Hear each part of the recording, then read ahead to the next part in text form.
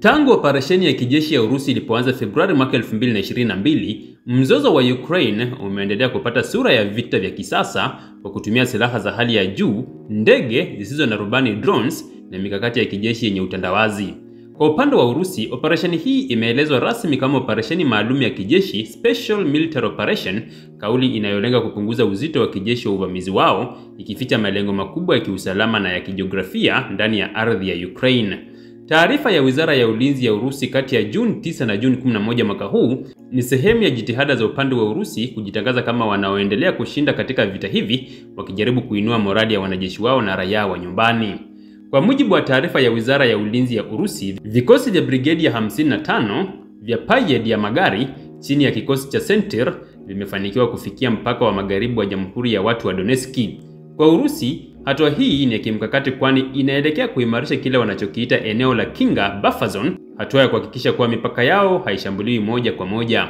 Urusi inadai kuwa katika kipindi cha siku tatu tu, adui alipoteza zaidi ya wanajeshi 3980.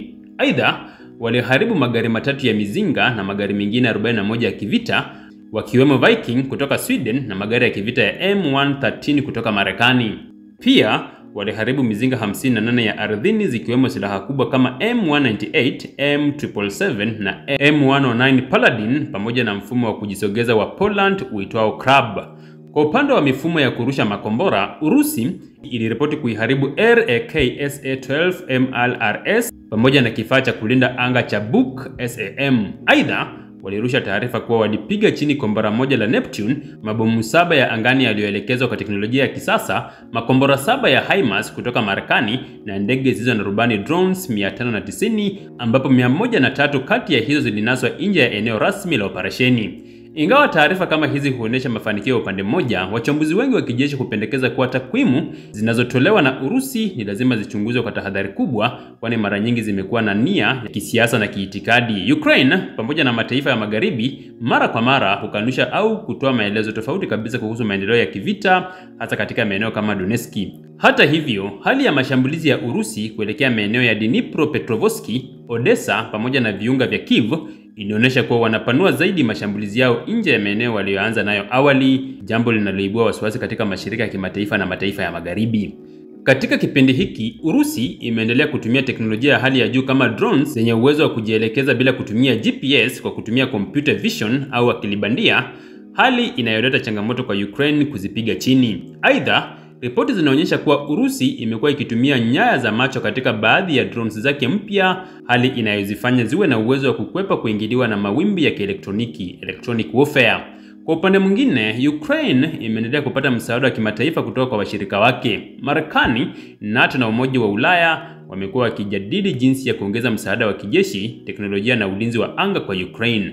Mikutano ya Roma na Brussels katika kipindi hiki inalenga pia kudhibiti usambazaji wa silaha kwa Urusi na kuzuia uwezekano wa Russia kuendeleza kupanua mashambulizi yake mpaka kuvuka mipaka ya Ukraine. Ripoti mbalimbali kutoka mashirika ya habari huru kama Reuters, AP na The Guardian zinaonyesha kuwa mashambulizi ya anga ya Urusi yamekuwa yakilenga pia miundombinu ya kiraia. Katika kipindi hiki kifupi cha siku tatu kuanzia Juni 9 hadi 11 pekee, mashambulizi yaliripotiwa kusababisha vifo, majeruhi na uharibifu mkubwa katika maeneo ya makazi, hospitali na shule. Kwa kawaida, hali hii husababisha vuguvugu la malalamiko kutoka kwa mashirika ya haki za binadamu na mashirika ya misaada za binadamu, yakilaani ukiukwaji wa sheria za kivita pamoja na mkataba wa Geneva. Katika kipindi hiki, Urusi inajikuta ikitengwa zaidi kimataifa, huku vikwazo vya kiuchumi na kisiasa vikizidi kuikumba. Hata hivyo, inaendelea kupata usaidizi wa kimya kutoka kwa mataifa kama Iran, Korea Kaskazini na sehemu fulani za Asia. China kwa upande wake inaonekana kuendeleza msimamo wa upande wa kati, ikipinga vikwazo vya magharibi lakini haijatoa msaada wa wazi kwa Urusi. Ukraine kwa upande wake inaendeleza kampeni ya kimataifa ya kuomba msaada wa kijeshi na kiuchumi. Rais Volodymyr Zelensky ameshiriki mikutano kadhaa akihimiza mataifa ya magharibi kuongeza usaidizi, hususan vifaa vya kuzuia mashambulizi ya anga, drones za kisasa na makombora yenye uwezo mkubwa. Ushirikiano huu umeifanya Ukraine iendelee kusimama, japokuwa mara nyingi inalazimika kutumia rasilimali nyingi katika kujikinga na mashambulizi badala ya kujibu mashambulizi kwa nguvu kubwa. Kwa ujumla, taarifa ya Wizara ya Ulinzi ya Urusi kati ya Juni 9 hadi Juni 11 mwaka huu inaakisi sura ya mabadiliko ya kijeshi ambayo inapanua zaidi juhudi za kisiasa na kijeshi. huku ikionyesha mafanikio ya kijeshi, haipaswi kuchukuliwa kama picha kamili ya uwanja wa kivita. Vita hivi vinaendelea kusababisha madhara makubwa kwa watu wa Ukraine, kuvuruga usalama wa Ulaya Mashariki na kuchochea mivutano ya kimataifa inayoweza kuendelea kwa miaka mingi ijayo.